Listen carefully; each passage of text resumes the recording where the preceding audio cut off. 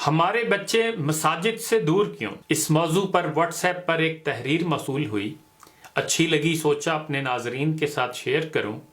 کسی اللہ کے بندے نے لکھا ہے کہ چھوٹا بچہ گھر میں جب امی اور ابو کو نماز پڑھتے ہوئے دیکھتا ہے تو اس کے دل میں بھی ویسا کرنے کی خواہش جنم لیتی ہے۔ وہ بغیر کہے مصلی کے ساتھ آ کر کھڑا ہو جاتا ہے، رکوع و سجود کی نقل اتارتا ہے، بالکل سنجیدگی کے ساتھ ویسا ہی کرتا ہے جیسے وہ کرتے ہوئے دیکھتا ہے۔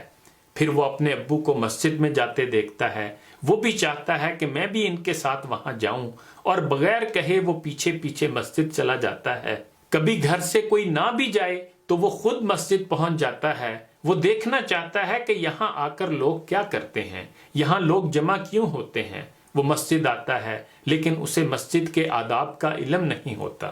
وہ یہاں بھی گھر کی طرح دوڑتا بھاگتا ہے، شرارتیں کرتا ہے، کبھی اس صف میں جاتا ہے، کبھی دوسری صف میں، کبھی وضو خانے پر آ کر دوسروں کی طرح منہ ہاتھ دھوتا ہے۔ وہ بھی ٹونٹی کھولتا ہے اور ویسا کرنے کی کوشش کرتا ہے، ضرورت سے زیادہ ٹونٹی کھول بیٹھتا ہے، کافی دیر تک ہاتھ پاؤں دھوتا رہتا ہے کیونکہ اسے ایسا کرنے میں مزہ آتا ہے، اسے اچھا لگتا ہے۔ وہ بھی دوسروں کی طرح بڑے بڑے کام کرنا چاہتا ہے اور وہ ان تمام کاموں میں بالکل سنجیدہ ہوتا ہے، دل سے کرتا ہے، اپنی طرف سے ٹھیک کرنے کی کوشش کرتا ہے اور دل میں خوشی محسوس کرتا ہے۔ لیکن کوئی بابا جی اسے وضو خانے پر جھڑکتے ہیں، اوے ادھر کیا کر رہے ہو، اتنی زیادہ ٹونٹی کیوں کھلی ہے، اتنی دیر سے پانی کیوں ضائع کر رہے ہو، چلو اٹھو دفع ہو جاؤ یہاں سے۔ بعض اوقات تو ہاتھ سے پکڑ کر گھسیٹ کر اسے وہاں سے نکال دیتے ہیں، بعض بابے اسے کھینچ کر مسجد سے نکال دیتے ہیں، بعد مساجد کے بزرگ تو بچوں کو دیکھتے ہی ان کے پیچھے پڑ جاتے ہیں، اور جب تک وہ مسجد سے نکل نہیں جاتے یا ان کی مرضی کے مطابق ٹک کر نہیں بیٹھتے انہیں چین نہیں آتا۔ کچھ نمازی تو ایسے ہیں کہ بچے دیکھ کر ہی غصے میں آ جاتے ہیں، صف میں کھڑے دیکھا تو قمیض سے پکڑ کر پیچھے کر دیا، کسی بچے کو باتیں کرتا دیکھا تو جا کر ایک تھپڑ لگا دیا۔ بدتمیز، یہ مسجد ہے، چپ کرو۔ نماز پڑھتے ہوئے ہل رہا تھا تو نماز کے دوران یا بعد میں سرے عام تذلیل کر دی جاتی ہے۔ جہاں 2-3 بچے اکٹھے بیٹھے باتیں کرتے یا ہنستے دیکھے فوراً انہیں مسجد سے باہر نکال دیا جاتا ہے کیونکہ مسجد کا ماحول خراب ہوتا ہے۔ وہ قرآن پکڑتا ہے تو چھین لیا جاتا ہے کہ چھوٹا بچہ ہے، قرآن پھاڑ دے گا۔ کوئی بچہ صاف ستھرا ہو تب بھی دھکے دے کر مسجد کے دروازے پر کر دیا جاتا ہے۔ دوران تراویح بچے لمبی نماز سے تھک کر بیٹھے یا ساری تراویح پڑھنے کی بجائے کوئی پڑھ لی کوئی چھوڑ دی تو اس پر کوئی صاحب انہیں گھوریں گے، منہ بنائیں گے، باتیں سنائیں گے، اور کچھ تو بازو سے پکڑ کر یا جھپٹ کر اسے زبردستی نماز میں کھڑا کریں گے، یا کہیں گے نہیں نماز پڑھنی تو مسجد سے دفع ہو جاؤ، یا اے سی والے کمرے سے نکال کر گرم صحن میں بھیج دیا جاتا ہے۔ یہی صورتحال خواتین کے حال میں بچیوں کے ساتھ ہوتی ہے۔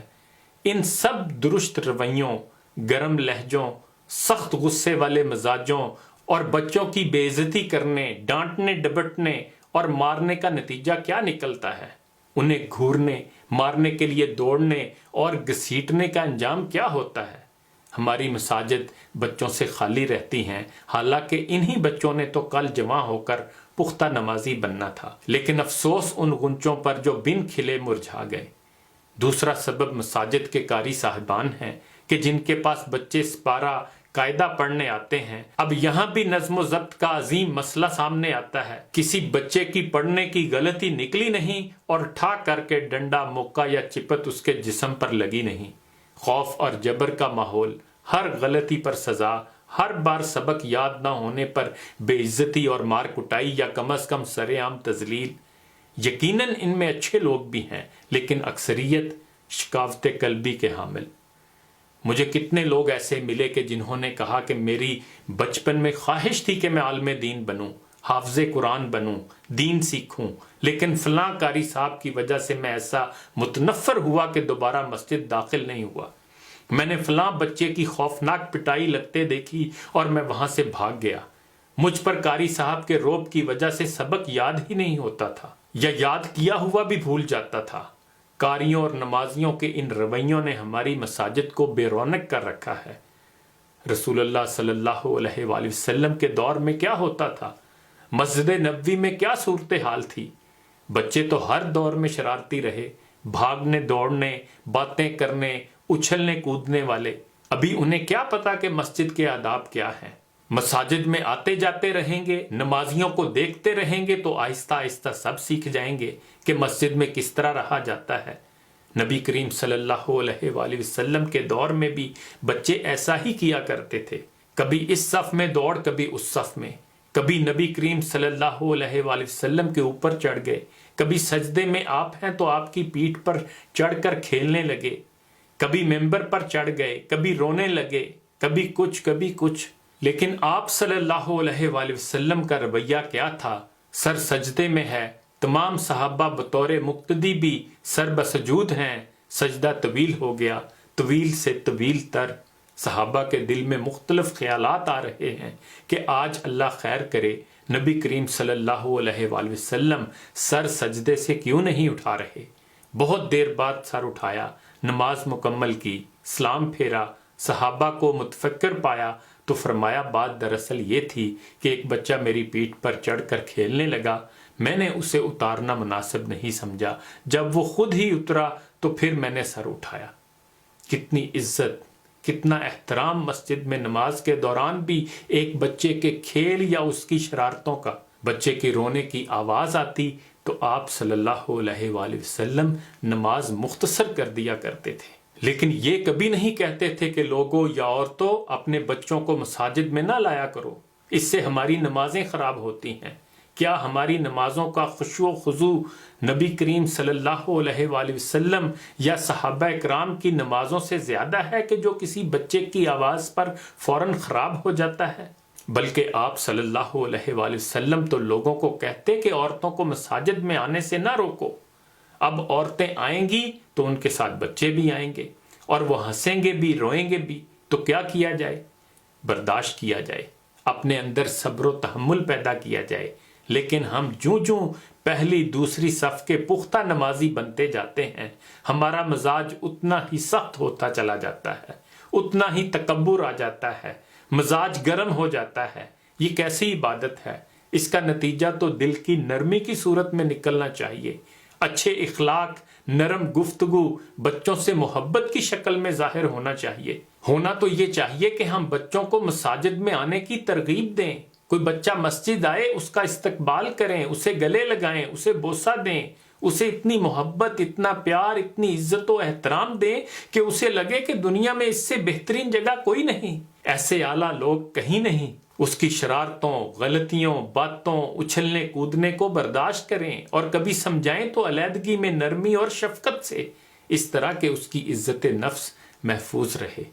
غصے کی بجائے مسکرائیں اور انہیں دیکھ کر اپنے بچپن کو یاد کریں کہ ہم سب بھی ایسا ہی کیا کرتے تھے۔ کوئی بچہ شیطان نہیں ہوتا، بلکہ بچے تو اللہ تعالیٰ کی نشانیوں میں سے ایک نشانی ہے۔ معصوم ہوتے ہیں، گناہوں سے پاک، لیکن نا تجربہ کار ہوتے ہیں۔ وہ ہمیں دیکھ کر کچھ سیکھنا چاہتے ہیں، وہ آگے بڑھنا چاہتے ہیں۔ وہ ان مساجد سے جڑیں گے تو کل زندگی کے کسی بھی شعبے میں جائیں گے تو مساجد کو اعلیٰ مقام دیں گے، مساجد کے اماموں، قاریوں کو عزت دیں گے، علماء کا احترام کریں گے، بلکہ خود بھی عالم بنیں گے۔ وہ دنیا کے دیگر اداروں کی بجائے مساجد کو بنیادی مقام دیں گے۔ اکثر بچوں کو تو کئی سال اور بڑا ہونے پر علم ہوتا ہے کہ انہوں نے کیا غلطی کی تھی جس کی وجہ سے انہیں مسجد میں بے عزت کیا گیا تھا۔ حقیقت یہ ہے کہ جس وقت بچوں کے ساتھ ایسا سلوک ہوتا ہے تو وہ بے خبر ہوتے ہیں کہ انہوں نے کیا غلط کیا، نہ ہی انہیں کوئی سمجھاتا ہے۔ ایک دو بار سمجھانا بھی کافی نہیں ہوتا، بلکہ 10 بار سمجھانا بھی نہیں۔ بس اپنے عمل اور ماحول سے سمجھائیں، وہ خود بخود اندازہ لگائیں کہ یہاں کا ماحول مختلف ہے اور یہاں مجھے کیسے آنا ہے اور کیا کس طرح کرنا ہے۔